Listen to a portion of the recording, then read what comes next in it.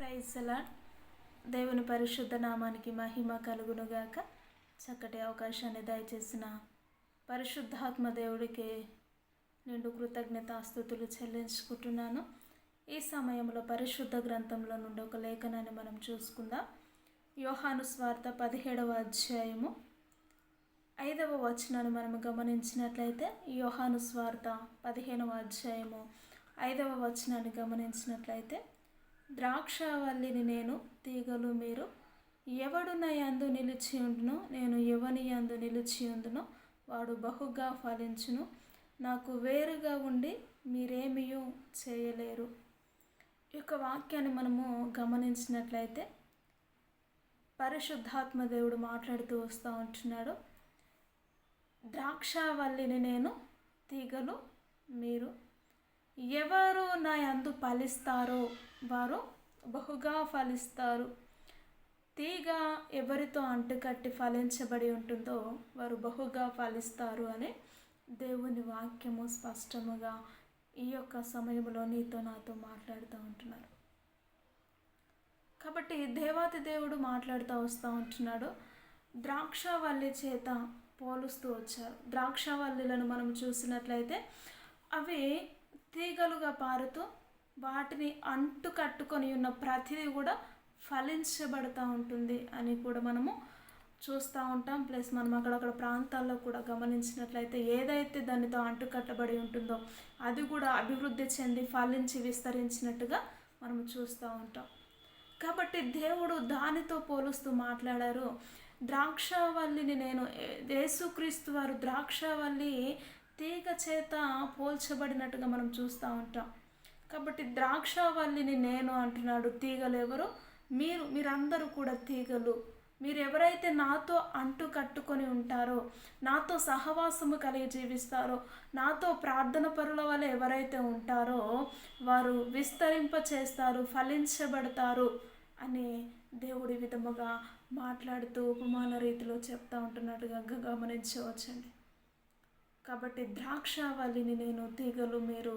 నా యందు మీరు ఫలించండి, నాతో అంటుకట్టుకొని ఉండండి, నాతో సహవాసము కలిగి జీవించండి అని మాట్లాడుతూ వస్తూ ఉంటున్నాడు.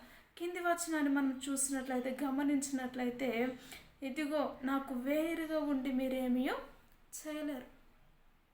నిజముగా దేవుని సన్నిధిలో దేవునికి వ్యతిరేకంగా లేకపోయినా ఈ లోకములో కూడా, కుటుంబములో కూడా, లోకములో కూడా అనేకమైనటువంటి రీతుల్లో కూడా దేవుడు లేకుండా ఏ పనిని కూడా మనము మన జీవితంలో కొనసాగించినట్లయితే అది శూన్యముగానే మిగిలిపోతూ ఉంటుంది.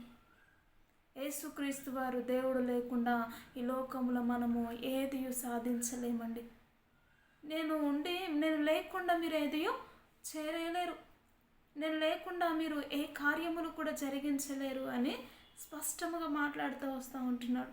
నాకు వేరుగా ఉండి మీరేమీ చేయలేరు. కొందరు అనుకుంటారు, నేను ఏదైతే డబ్బు ఉంటే ఏదైనా చేయొచ్చు, డబ్బుంటే గొప్ప కారులు కొనవచ్చు, డబ్బుంటే గొప్ప ఇల్లు కట్టవచ్చు, డబ్బుంటే అనేకమైనటువంటి వారితో సహవాసంలో కలిగి ఉండవచ్చు, ఎంజాయ్ చేయొచ్చు అనుకుంటారు.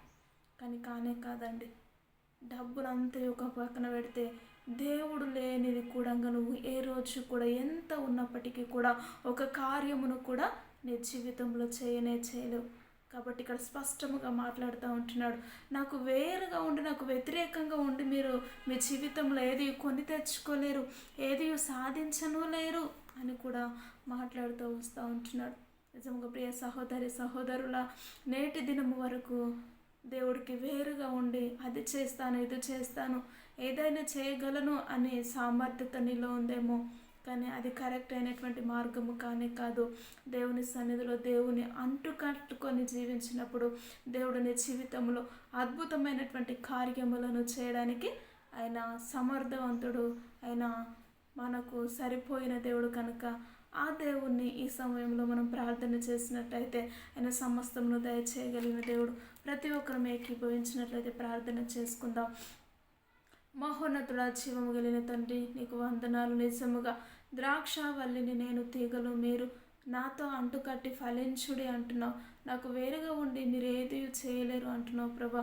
నిజంగా ఈ లోకంలో నీకు వేరుగా ఉండి మేము అది చేస్తాం ఇది చేస్తామని మా ఆలోచనలు ఎంతగానో ఉన్నప్పటికీ కూడా యేసయ్యా నీ కృప లేకుండా మేము ఒక్క పని అయినను ఒక అడుగైనను ముందుకు వేయలేం తండ్రి. నీ కృప ద్వారానే ప్రతి విషయంలో నీ పైన ఆనుకొని జీవించే కృపను అటు ధన్యతను నాకు మాకందరికీ మీరు దయచేసి నీ నామానికి మహిమ తెచ్చుకోమంటూ యేసుక్రీస్తు ఉన్నతమైనటువంటి నామంలో ప్రార్థించి అడిగి వేడుకుంటున్నాము తండ్రి.